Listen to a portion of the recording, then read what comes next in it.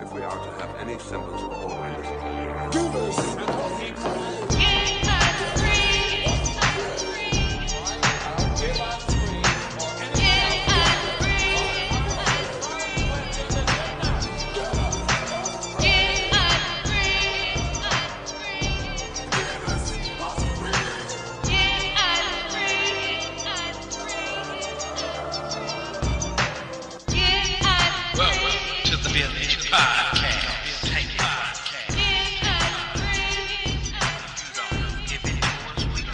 Peace, unity, and welcome my conscious and unconscious family and friends.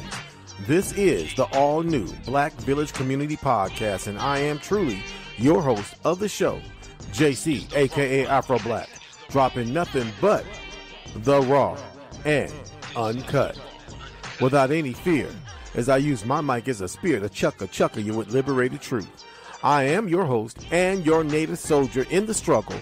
My purpose and mission for this show is first to enlighten, inform, and engage. And I want to engage with all who claim to know the truth. All truth seekers and my native family, I welcome you.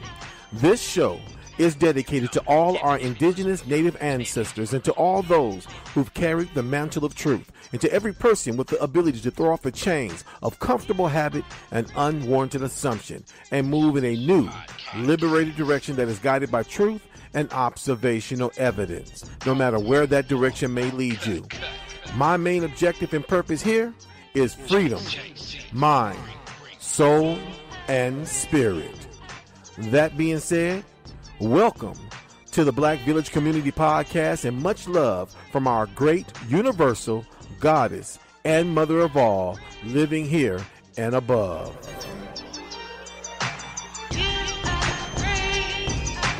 DC in the house. On police brutality with that line in the song, quote, and we hate the popo, want to kill us in the street. Oh, I don't like that. I got loyalty, got royalty inside my DNA. Cocaine quarter piece, got war and peace inside my DNA. I got power, poison, pain, and joy inside my DNA. I got hustle, though ambition, flow inside my DNA. I was born like this and born like this, immaculate conception. Not transform like this, perform like this. Was Yaoshi a new weapon? I don't contemplate, I meditate. Then off your fucking head. This that put the kids to bed. This that I got realness. I just kill shit cause it's in my DNA. I got millions, I got riches building in my DNA. I got dark, I got evil that rot inside my DNA. I got off, I got trouble, some heart inside my DNA. I just win again, then win again like Wimbledon I serve. Yeah, that's him again. The sound that engine in is like a bird. You see fireworks and Corvette tires skirt the boulevard. I know how you work, I know just who you are. See, use it. This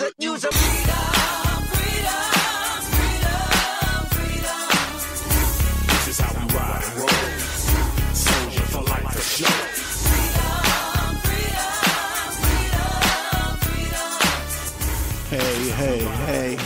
Hey, and I am here today. This is JC, aka Afro Black, and I am here with you for another delicious Indigenous Sunday here at the all-new Black Village Community Podcast. And I am here with you, and I am excited to be here, as always, with my Indigenous Aboriginal community and those who are in search of their cultural awareness as well as those brothers and sisters who are Pan-African, Hebrew, or whoever tuning into the show. I am glad you are here with me, and so maybe we'll have a very intuitive, educational day today, hopefully. So that is my plan, as always, to share Indigenous truth with the community. If you want to join me here at the Black Village, sponsored by Spreaker.com, you can join me here. It doesn't cost you a dime, just a bit of your conscious time. You can join me at 857-232-0155. Again, that is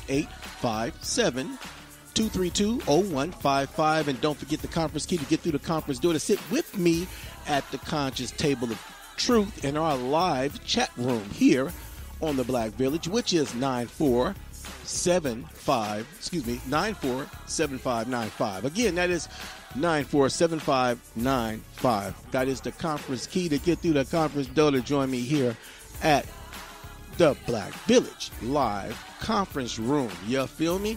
So hopefully somebody will chime in. I got my brother here with me listening in on the show. My sister might be joining me again. We had a festive last Sunday talking about, you know, Aboriginal cultural awareness and her experience with trying to communicate and share indigenous truth with brothers and sisters who are not so aware.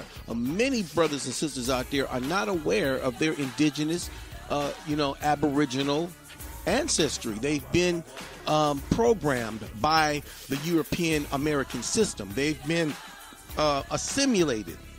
And those who are assimilated are those who fight for the system. Let me change my, music so we have something more, something more easy to vibrate to. Let me put in, there you go right there. Let me play some Tupac in the backdrop, Black Cotton. You feel me? And if anybody heard that song by Tupac, Black Cotton, if you haven't heard it, go check it out. Go on YouTube or go buy the brother's music. May you rest in peace. Go buy Tupac. And, Tupac was conveying a lot of messages in his music to the young people, and that's what's missing today in the hip hop industry. And let me not focus on hip hop because today's podcast topic is a continuation of last week's podcast topic, which is the Great Aboriginal Awakening. It's time to wake up, people. There you go. Subtitle again. The Great Aboriginal Awakening. It's time to wake up, people. Subtitle. There you go. That is today's podcast topic, which is a continuation of last week's. And I'm going to continue on the fact that brothers and sisters are waking up. And they're waking up every day. Brothers and sisters are waking up. Brothers and sisters are tired of religion and are waking up. Brothers and sisters are in search of their cultural identity and waking up. Brothers and sisters know of their Aboriginal cultural identity and are waking up. Because I was one of the ones who knew, who was raised with the information, but had gotten away from my teachings of my grandmother and my mother due to the fact of, growing up in the Christian church, allowing that assimilation to programming, and then not paying attention to my upbringing and focusing on, the Pan-African movement. And that's why I got caught up in for a minute until I got pulled back in. My mother pulled my conscious mind back in. Hey, what are you forgetting? Ain't no Africans in our family. And that's something that a lot of Black Americans need to question. Is there any African in your family? Do you know of a grandparent or a great-grandparent of yours on your mother's side, on your father's side, on both sides that have relations with Africans in any way? Now, you got people who try to bring confusion in the mix when you are searching for your cultural identity by talking about, well, that was way back then in the in the 15th century and 16th century when that was going on and Africans were brought here. But then you got to question that story. Again, like I say, the falsities of the system that's trying to and has been indoctrinating our people. People are just not indoctrinated with religion. You got people who are indoctrinated with the system itself, indoctrinated with the educational system, indoctrinated with the political system, and just indoctrinated with European ideology and rhetoric, and don't even realize it because they don't question things. One thing I can remember about one of my favorite comedians, which was George Carlin, may he rest in peace. And George Carlin said, look, when you stop questioning things, you become a slave. Always question, always analyze, always investigate. Never just take something for face value. And when you question the so-called story that Black people are of African descent, then you have to bring into question who was bearing these children, because the bloodline goes through the mother, not the father. This patriarchal bullcrap that the bloodline is through the man is another European false construct. A lot of Europeans don't even live by that ideology. Again, a lot of Europeans don't even live by the ideology that the bloodline is through the father. Anybody who has any educational or on anthropology, archaeology, and history in general should know that the bloodline is through the mother. So, again, when they brought these so-called African men over here, I said so-called, again, raise that question. Why did I say that? When they brought these so-called African men over here through the so-called transatlantic slave trade, you heard me, so-called, question that. I said that for a reason. The so-called transatlantic slave trade, Who did they mate these men with? Because they didn't bring enough women, African women. Anybody with any historical sense know that the cargo of women on those so-called imaginary slave ships was no more than 10 to 20%. So 80 to 90% of the cargo on that ship was male so-called imaginary slaves, or African slaves, that is. So who did they make these African slaves to produce more slaves? Because America was the only place where they were producing and reproducing their own slaves. I'm going to tell you who they mated them with: indigenous, Aboriginal, Indian women on the plantation that were already there, who was already keeping the plantation up and going, people.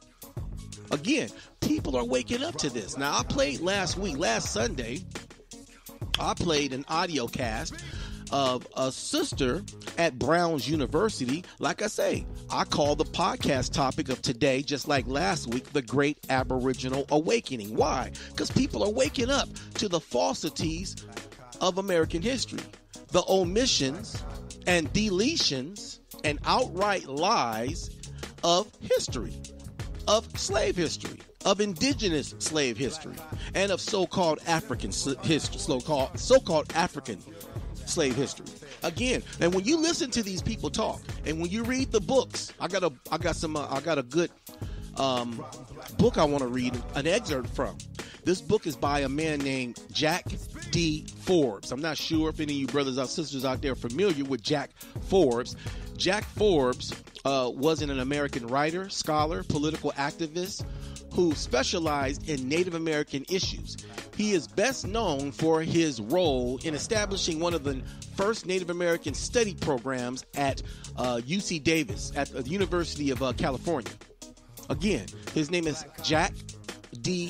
Forbes, okay? And he's a Native American himself, and he's this typical looking aquiline nose, straight hair, very light skin, typical Native American that the white man has posted as the poster board of what Native Americans or indigenous people look like here in North America, which is a serious fabrication of the truth.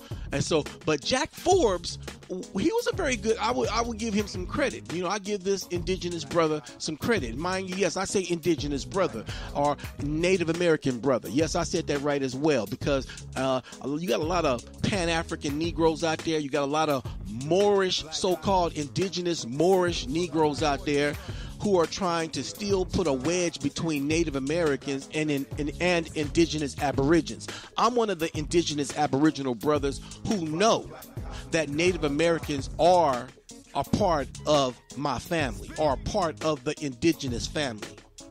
So I'm not with that separation, segregation bullcrap that a lot of ignorant Negroes are playing into. And I ain't talking to the ignorant Native Americans, okay? That's another podcast for another subject, which I plan on touching on. I'm just talking about the black folks who are part of these Pan-African organizations and Moorish identity organizations, and then they want to talk about the Mongoloid Indian this, the Mongoloid. But the Mongoloid Indian had been over here with the indigenous Aborigine for hundreds, if not hundreds of thousands of years, even though we had been here way before they got here. And when they got here, we were already here. My ancestors, the Amerindian, was already here. The Autochthonous Amerindian was already here when the Siberian Native American crossed over the Bering Strait and came over here to North America. But my point being is that a lot of those tribes came together as one. The Lakota tribe is a prime example of a Mongoloid Indian tribe and Woodland Aboriginal tribe coming together and becoming one people.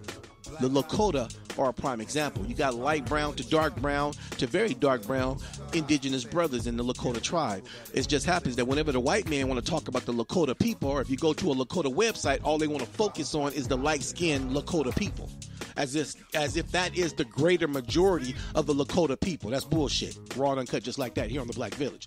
So let me go back to what I want to share. The audio pads. As I said, last week I played some excerpts from some university teachers, university professors at the University of Brown's University.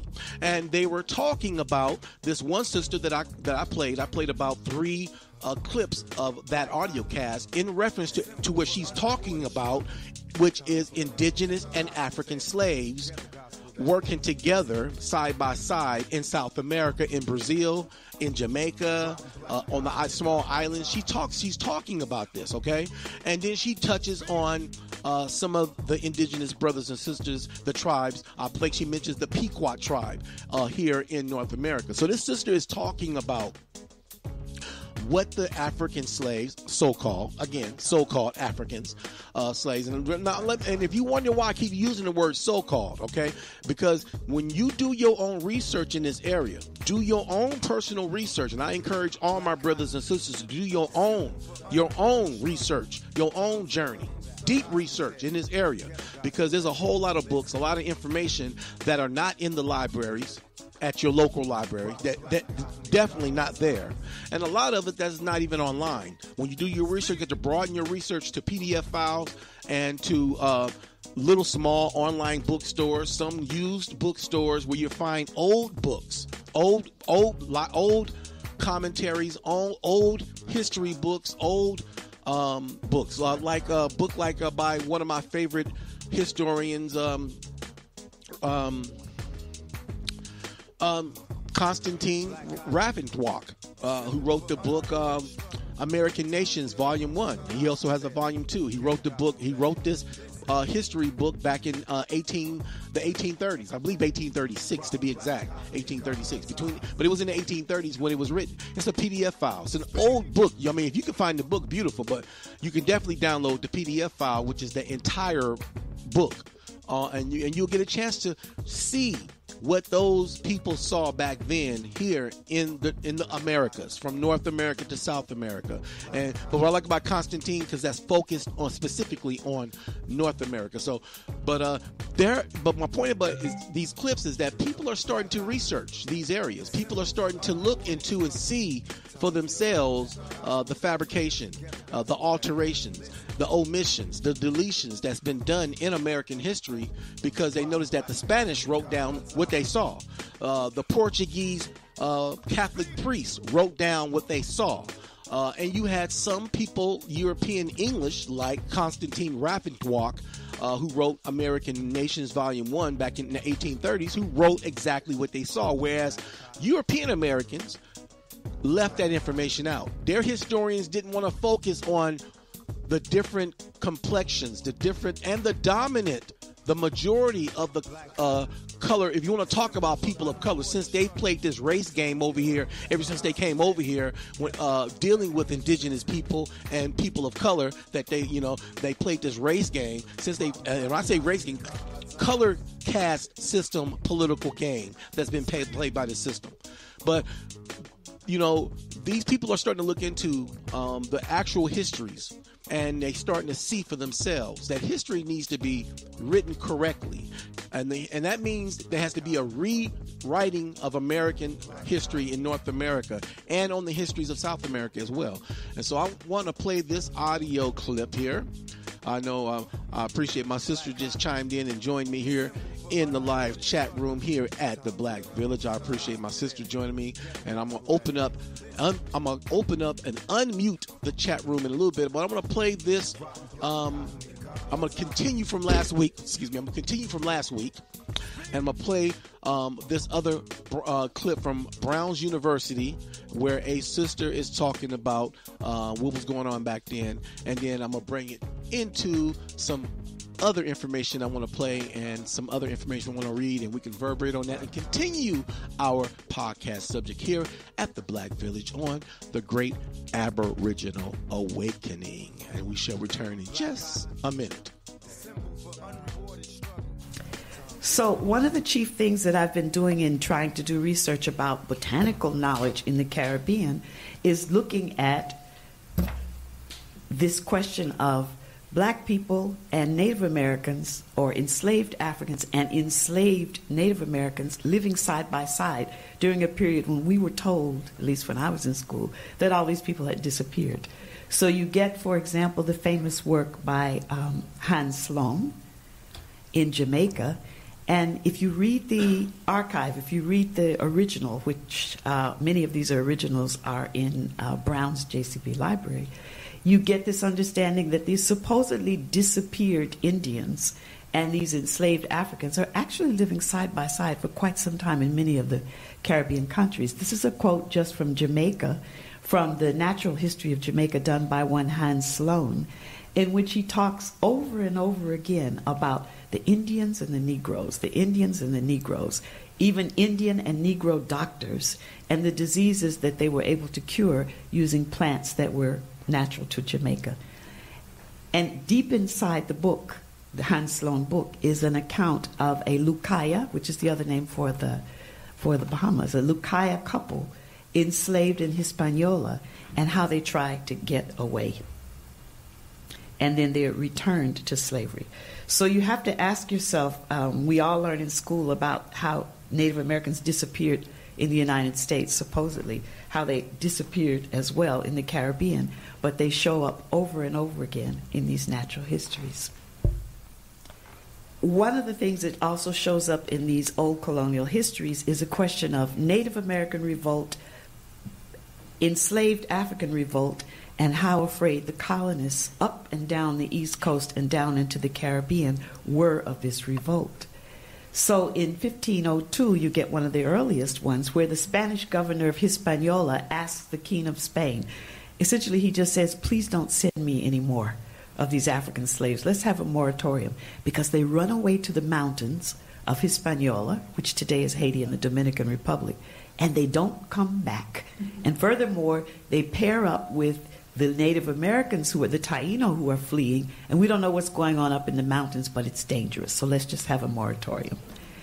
You move to 1676, and this is from a study done by Professor Linford. Yeah, where are you? I think he's here somewhere. Exactly. One of his early studies, because he continues to do this work. Dangerous Designs, the 1676 Barbados Act to prohibit New England Indian slave importation. They were by now very, very afraid of these Native Americans who had revolted and who almost won the war in this region. And so several thousands of them are deported. And the governor down in Barbados says that, he really doesn't want any more of these. Many of them are already there, but he says he really doesn't want any more of these because it's like a contagion to have them. These Native American uprisings that are taking place in Virginia and Maryland and New York, and now these people are deported or sold down into the Caribbean and causing trouble. There you go. That's a clip right there of a professor, a sister. She's a professor, a teacher at Brown's University, talking about indigenous, and I say so-called. And why do I say so-called?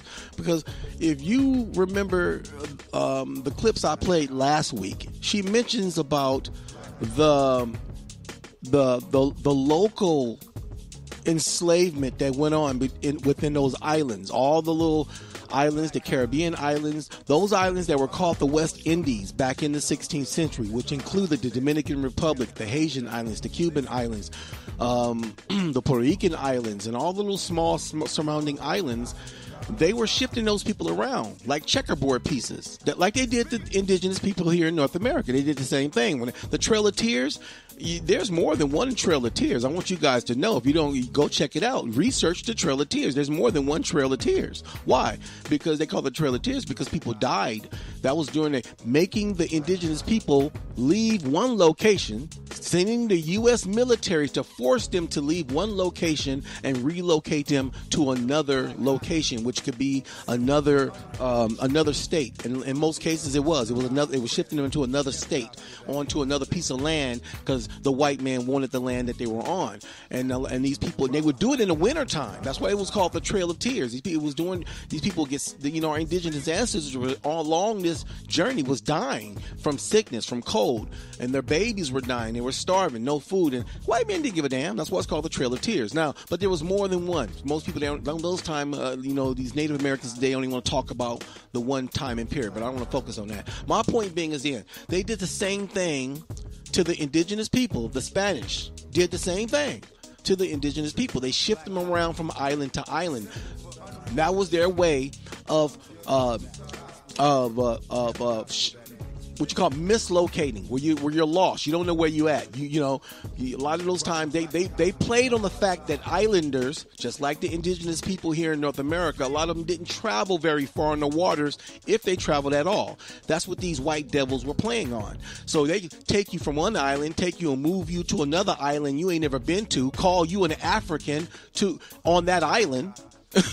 Call you an African on that island because of your melanated complexion, even though you're an indigenous Polynesian from the island, from a Polynesian island, and they turn around and take you to a Puerto Rican island where there's Puerto Rican slaves. They've enslaved the Puerto Ricans. But look what she said also. She said that these people that they were calling Africans would run off and go and live in the mountains on these islands with the indigenous people, like the Taino Indians, and they wouldn't come back. Now, my point is the same thing that happened on those islands is the same thing that happened here in North America. What happened to the little bit of Africans, if you want to believe that they were Africans, because like I said, it's been written in too many documentation where they were more indigenous people being shipped out of America to England, to the other European countries, and even in some cases being dropped right there in Africa, and then in some cases coming right back to North America. But by the time they came back, they had already instilled in these people, and they didn't have a choice. You couldn't speak out. Anybody else who saw the movie 12 Years a Slave, you weren't allowed to say anything other than what they told you who you are. If they called you an African, you better not say any different. So they get back, they introduced them as Africans, right back to the plantation, just like they did to the indigenous people on the islands, on the Dominican Republic, on the Haitian islands, on the Caribbean islands, on Hispaniola, as if she was telling a story. Same thing, introduce these people right back to another island, or in some cases, right back home as an African because of their complexion. They did this. That's what these white devils did. So let me open up my conference room. Hey, sis, what's happening, sis? I appreciate you joining us here on the Black Village again. Hey, what's happening, bro? But hey, sis, I'll open it up for you too. If you have anything, if I got anything they want to say in reference to the audio cast that I just played, pointing out the fact that, she said Africans working side by side with Indians, and how did she know they were Africans? You got to realize these are Spanish people who are observing what the indigenous and those who they brought back as Africans to islands as slaves, and saying they working side by side. These people working side by side. In a lot of cases, these people were either other tribal people from other islands, or sometimes other tribal people on the island who they were already familiar with one another. And in some cases, there were some Africans that were brought. But you know what? When it comes to trusting documented history by white folks who were killing the very people who they were writing about, killing the people through war, through gun warfare, through sicking dogs on them, cutting off their hands, raping their women and their children, can we actually trust what they write down? I mean, I'm asking anybody sitting here in the conference room, can history really be trusted by the white man, sis? Well, I don't trust them. Well, I can't trust them, because of their history, because of where they come from. When you research the Caucasian and their ancestors, they are animalistic, they are murderers, they are flesh-eating people. They were, so no, I can't trust them. And the white man, You think more and more black folks are realizing that they cannot trust the white man. They can't trust history. They can't trust nothing this white man says and does. You think more and more black folks are realizing that? No, I don't. I really think that people are actually going with the world system because of lack of knowledge and because they won't take time to seek truth. People are actually going with the world system. What about the fact? I really don't. What about the fact that you got?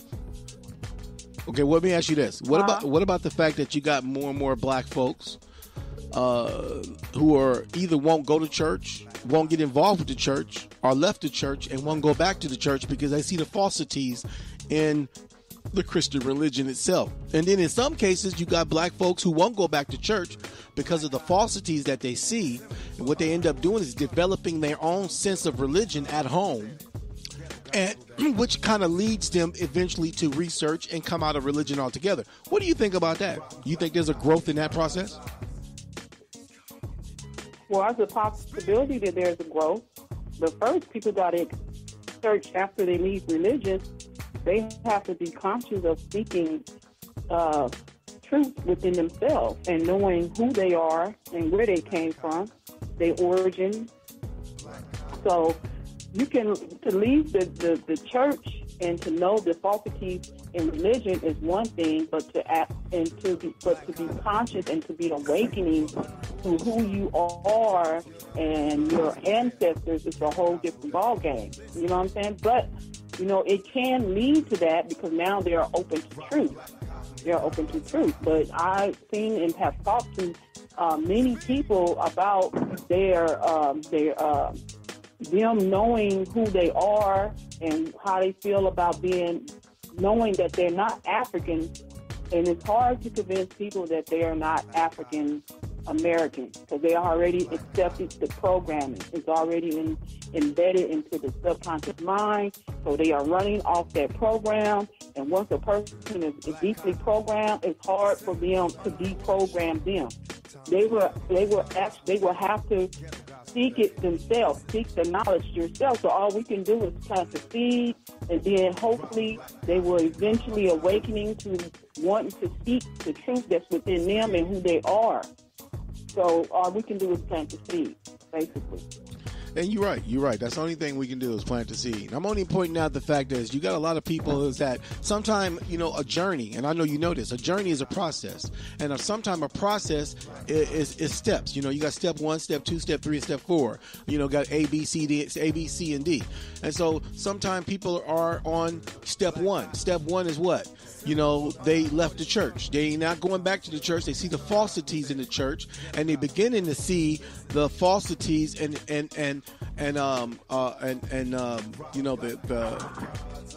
the hypocritical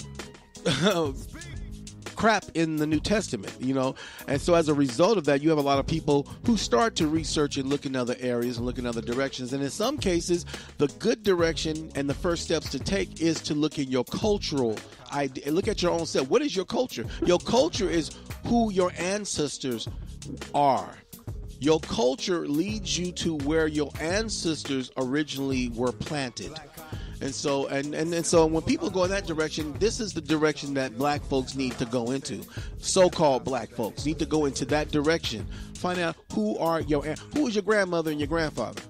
You got some people say, well, my grandmother was white and my grandfather was black. Well, then what the hell is black? Because black is not a racial ethnicity. We know white is a European American, a European mutt, a European, regardless if it's a Scottish, it doesn't matter if it's Irish, German, Danish, it doesn't matter. It's all European. Portuguese, Italian, that's all European. So we know what European, we know when somebody say white, we know we're talking about somebody's of European descent. But what is black? Because for some reason they want to keep tying black to this artificial construct that is called Africa. Because America is not Africa. I'm gonna say it again. America is not Africa. So that's some bullshit talking about African American. And when you put African before American, you're trying to claim that your original ancestors were African.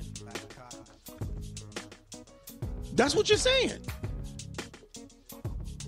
My original ancestors weren't African. My original ancestors were right here in North America. My original ancestors were not African. They didn't practice anything African and pass it down to anybody in my family.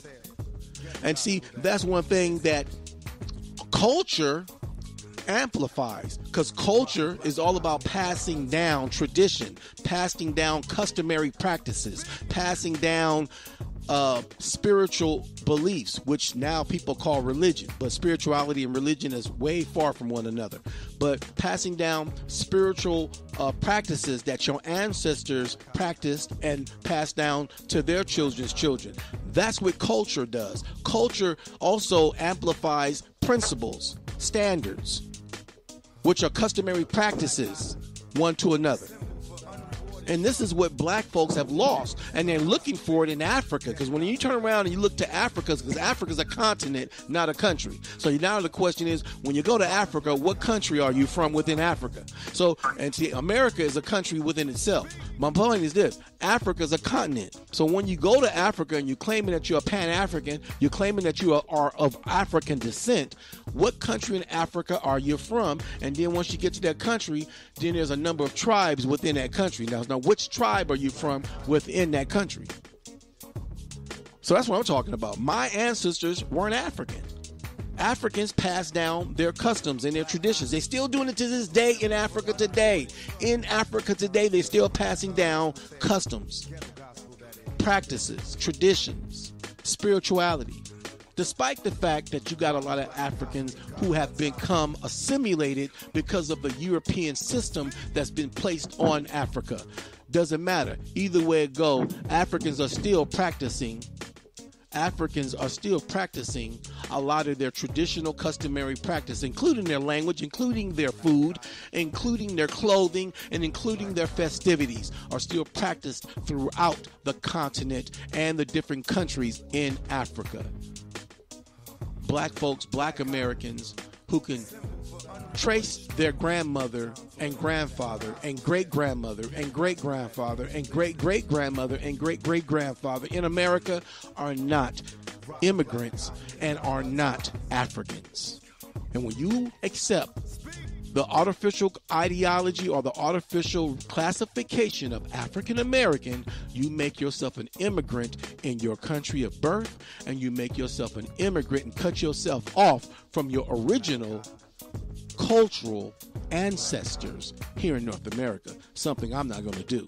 Something I refuse to do. What do you think about it? Are you going to do that, sis? You're going to cut yourself off from your ancestors, from your land, your place of birth, your home, your ancestral homeland. Are you going to cut yourself off, sis?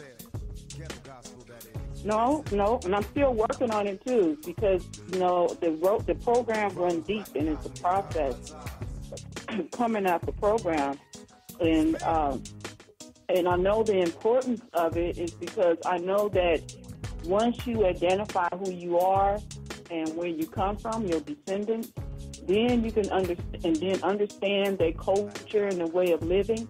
Then once you apply and adapt and accept and start living out those principles, then you can be at your best, and then you're more powerful. So now you are exhibiting your essence of who you are, which is very powerful.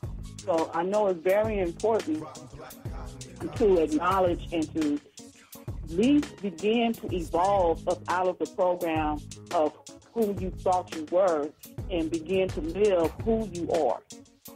Go ahead. So you can be at your best in whatever you do, because it's going to be based on culture, and it's going to be based on your essence of who you are. Go ahead, people. Coming from the mouth of a goddess. There you go, Aaron. The goddess. You just heard the essence of the mother speak through a sister right there, dropping the raw and uncut here, right here on the Black Village, coming from an Aboriginal indigenous perspective. You feel me? Not no Pan-African crap. Just giving it to you plain, raw, and uncut from an indigenous sister, just like that here on the Black Village Community Podcast. And again, doesn't cost you a dime. Just a bit of your conscious time. I invite all. I invite Pan-African Negroes. I invite Hebrew Israelite Negroes.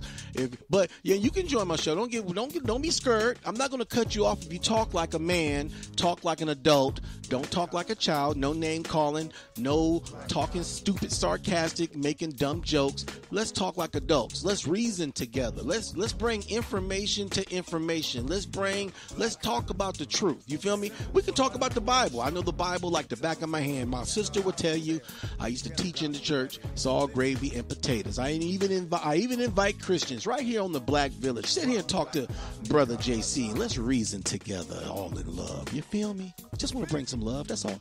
That's all. And drop it just like, I want to drop it just like this. Listen. You get here, right? Columbus and them motherfuckers get here. They got guns and all of that, so they fucking subdue, the older generation or whatever. But the older generation is always going to fight and always going to hold on to their shit. So you go to the next generation now, who doesn't know. We were talking about the disconnect before. Just in one generation. One generation, motherfuckers don't know who Big Daddy Kane is. You understand what I'm saying? So imagine you got 2, 3, 4, 5, 6 generations. Even in just that one generation, if I separate you from your parent and tell you, you're really from Africa. We stole you from Africa and brought you across the sea and brought you across the sea and brought you to this land that is not yours. Your land is actually somewhere else. Your land is actually somewhere else. There. See, I see they can't play me like that. See, you got them Pan-African that's endorsing that bull crap. You got them Hebrew Israelites that's endorsing that bull crap. You got them Moorish niggas endorsing that white ideology that came from Darwin, that came from Francis Galton, that came from Paul Broca, all them European white devils from back in the early 1800s that were the founders of that bull crap, of that man came from monkey anthropology crap and that evolutionary crap that they created as a theory that's not even based on any facts. Niggas need to wake the hell up. Educate yourself. Educate yourself. Don't let the system educate you. Educate yourself. That means you gotta filter your fucking brain, filter your spirit, filter your mind so that you'll know the difference between the white lie and the raw and uncut truth. Just like that here on the Black Village. You know how we do it, sis. You know how I can't help myself. And so on that, I'm going to give it to him raw and uncut just like you do. But see, you know what? Let me play. You know what? Speaking to the fact that you were saying that a lot of black folks are feeding on the program, feeding on the system, feeding on the male patriarchal matrix, and as a result of that, they're enslaved to the system and they don't want the red pill, they want the blue pill and stay asleep. So let me play an audio cast of a sister who investigated her roots and found out she was a Cherokee. A sister who found out who she was and started investing. Let me play this and we'll be right back in just a little bit after this audio cast. I think it's very important to know where you come from. So a lot of people are losing their history. My grandmother has passed on, so the history needs to continue to go. They need to be able to share my stories.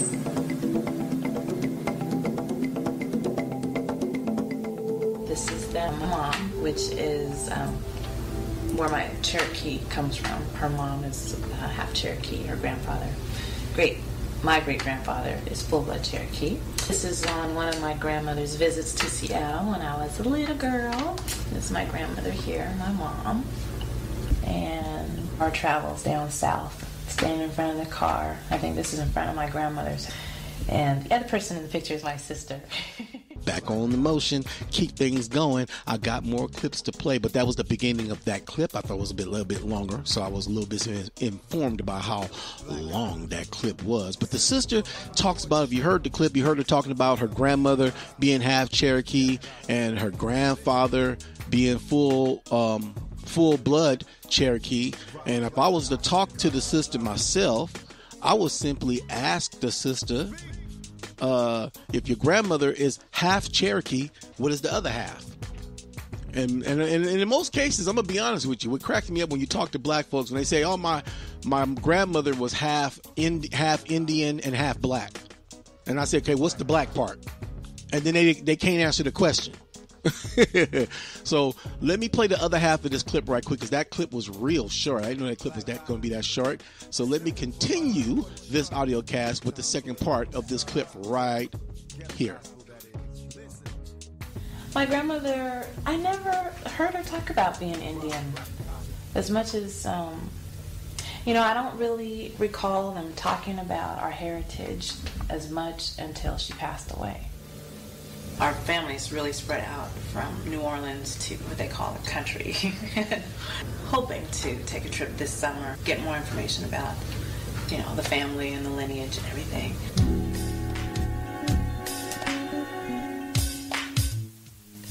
The best advice I received from an elder when I struggled with being mixed race was to be asked, so which one of your grandmothers then is unworthy of you recognizing her? And that really struck home for me. There is no grandmother that you can look at, no matter what color you are, no matter what background you come from. There isn't a time where you can look at one of your grandmothers and say, her Irish heritage is unworthy of me, or her black heritage is unworthy of me. I define myself as a Muskogee Creek woman of African American and Irish Scot descent. I was adopted transracially, and my parents were white, and I also had a Korean daughter and a white son. For me, my personal experience, I felt very cocooned by the urban Native community. There seemed to be a responsibility by those Natives that were my parents' age to ensure that I was part of the community because I had been adopted out.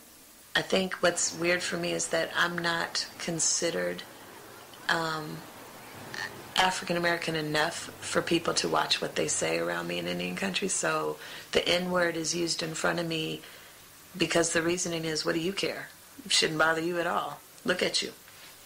And it does bother me. But for the most part, I would find that in the urban Indian communities, it's really not about anti-African American sentiment. It's pro-Native sentiment. Are you Native or not? They don't care whether you're mixed with black or not. Are you Native or not? There you go, right there. That's another part of that clip I wanted you to hear. But if you heard her, sis, I'm not sure if you heard the clip. You heard her. The first clip I played, she was on a journey looking, for her, and she found out that her father was full blood Cherokee, found out that her grandmother was half Cherokee. The second clip you heard me saying, you heard her, and she, you hear, this was another sister that you just heard in that last clip who talked about she's Muskogee. Muskogee is, that's an Indian. That's a Yamasee, the Muskogee Yamasee. They're part of the Muskogee Indian tribe. That's another Indian tribe. That's from anywhere from Philadelphia, Florida, around that area over there, Muskogee Indians. I think she mentioned another tribe she was also mixed with as well. But then she also mentioned, I think, some Irish and stuff like that. But did you hear her mention about when she says she's in Indian country, meaning that's on reservation? On reservation, she hear the N-word a lot. And it bothered her because she considered herself Indian and African American and of Irish descent.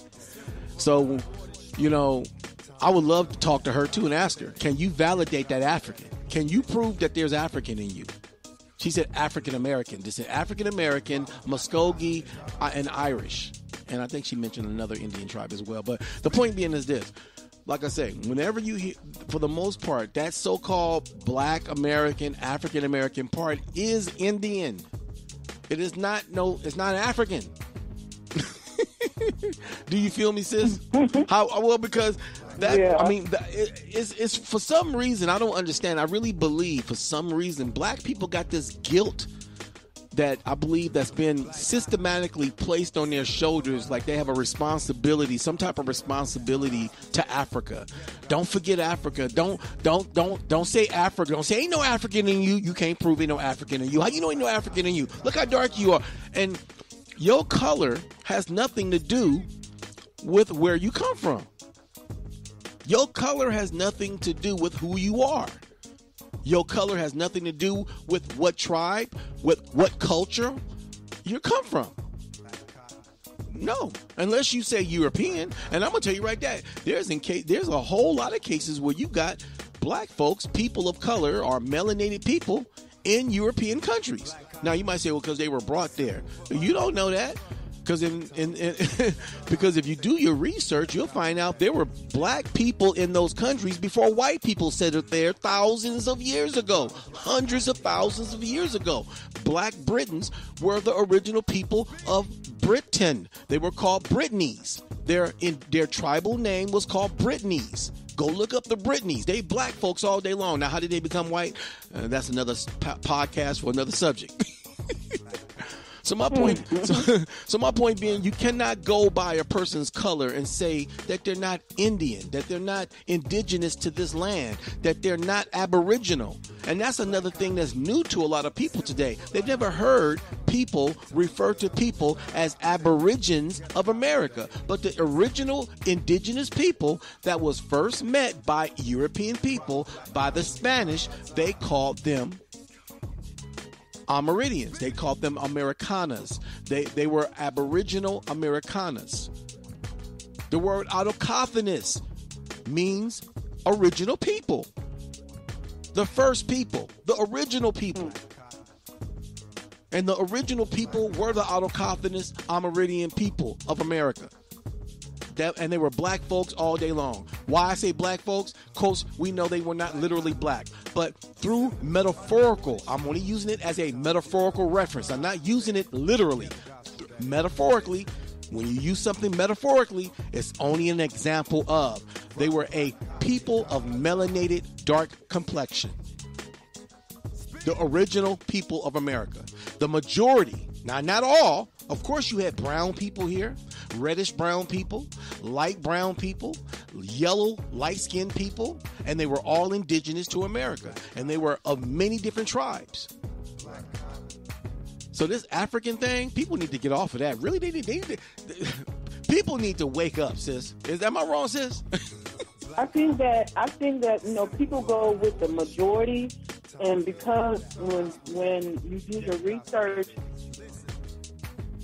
for us that we can find, and the archaeologists have found that everything started in Africa. So people tend to want to go to the ancient times or the ancient facts of what our history is, or what the history is. And so when you do follow the archaeologists that discovered these fossils and bones and all these things, and then they find out that majority of the resources came from Africa, even though, because I also know some conscious brothers that believe, even though they believe they are Native American, and they know that they're Cherokee, they still say that everything starts in Africa. They say they have not found anything yet that have not been found outside of Africa. And Africa is the oldest ancient information that they have. So some people just, even though they feel like they know they're Native American, they still feel like, hey, I still want to follow the ancient truth.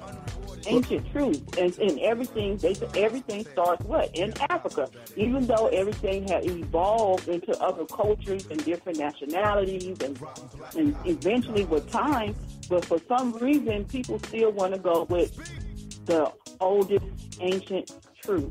And I'm gonna tell you right now. Wait a minute, sis. I also talked to a sister. Wait a minute, sis. You're Native American. Sis. Yeah. Sis, can I stop you? Can I stop you right quick? I must stop you. I'm sorry. I must stop you. And the reason why I must stop you, and I'm gonna say this, and when I tell you this, I want you to pass this information to those very people who told you that. I'm gonna tell you right now. America is older than Egypt. Ooh, I just heard that. It was just a few, before you say there was a few seconds of dead air. I'm going to say it again. America is older than Egypt. And I'm going to tell you right now also that, as well as this, that out of Africa bullcrap is bullshit. It's already been proven by global scientists and global biologists and global biologists, global DNA biologists have already proven that you can't say everybody comes from Africa. Prime example. Scientists have already proven that the Aborigines of Australia have no DNA connection. I'm going to say it again. N-O. N-O. I'm going to say it again. N-O. They have no biological DNA connection to Africans. That right there puts to rest the out of Africa theory. Again, I'm going to tell you something else. By pushing this out of Africa bullshit, you know what they're trying to do? They're trying to rule out culture. They're trying to eradicate culture. Culture is what tells everybody where they come from. Culture is what brings everybody back to home, brings everybody back to their ancestral home, ancestral customs, ancestral spirituality, also your ancestral identity. And by trying to uplift and amplify a falsity that everybody came out of Africa. Prime example, to say that everybody and everything came from Africa, then you have to explain to me why there are many plants and animals that are not only not native to Africa, but they cannot even live in Africa because they are native not only to the country and but they're native to the climate. Plants are native to climates, which mean that they only live in certain localities of the country, localities of the part of the equator of this planet, due to the climate and due to the climate, as well as what that animal or that plant is native to within that parameter of that country. That's my point. And so you cannot just take an animal and just move them across the equator into another country. In a lot of cases, these animals die.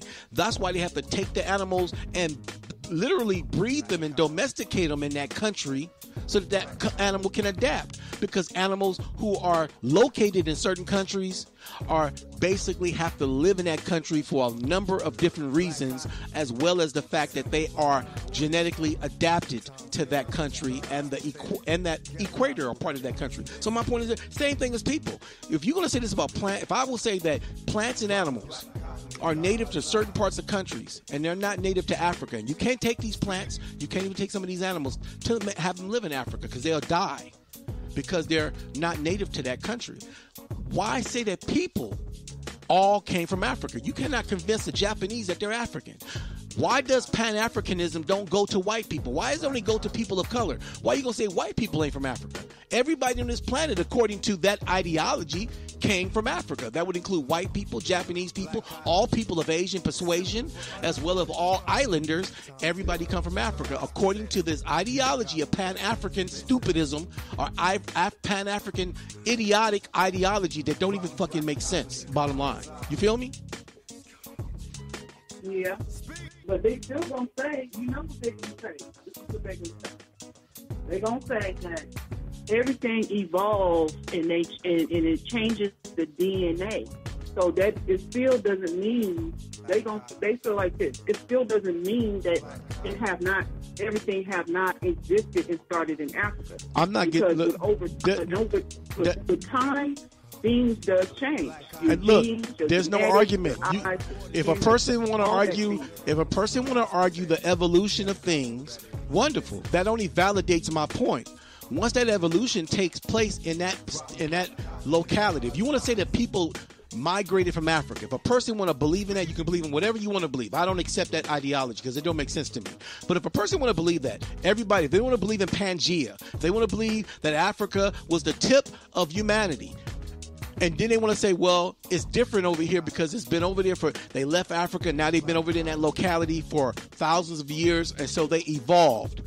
Yes, as a result of that evolution, their culture is not the same as an African culture. So you cannot call them people African. Not only that, hundreds of thousands of millions of years ago, if you want to believe that a few people left Africa and migrated out, them people were not African because that continent was not called Africa back then.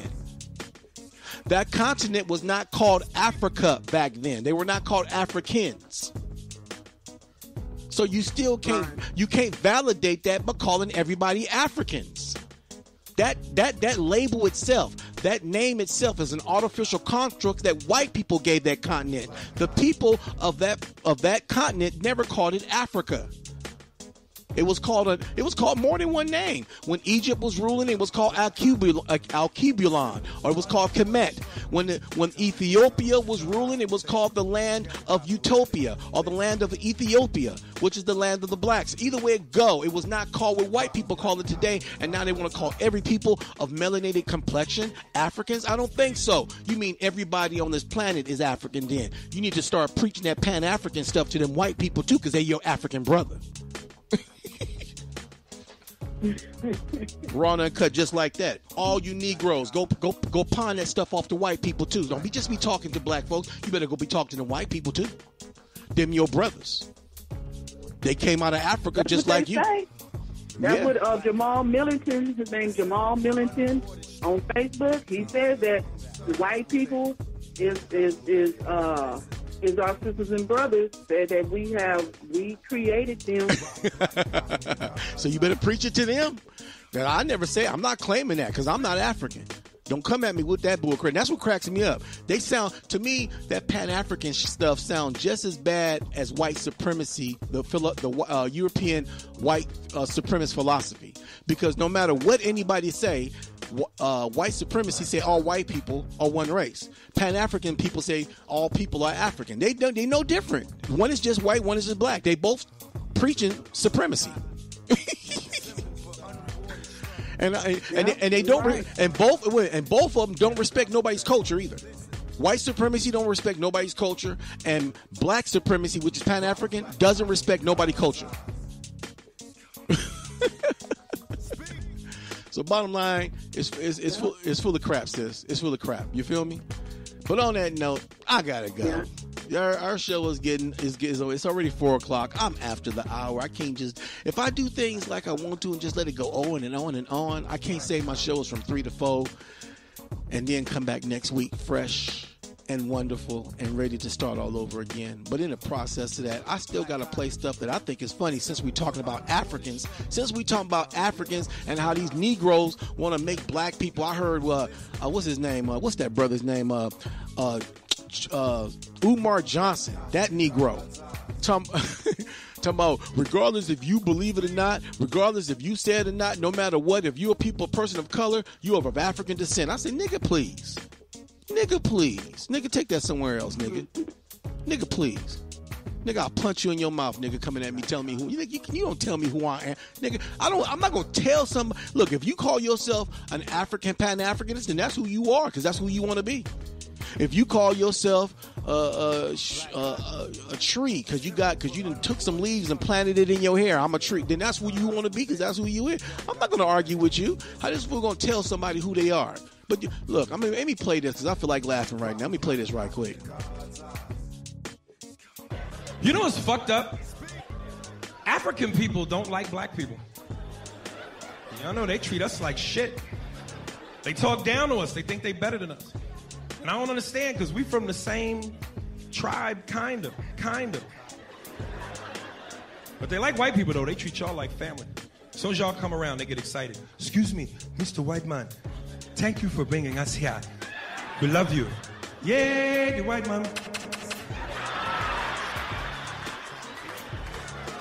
As soon as they see us, they get an attitude. Hey, how you doing?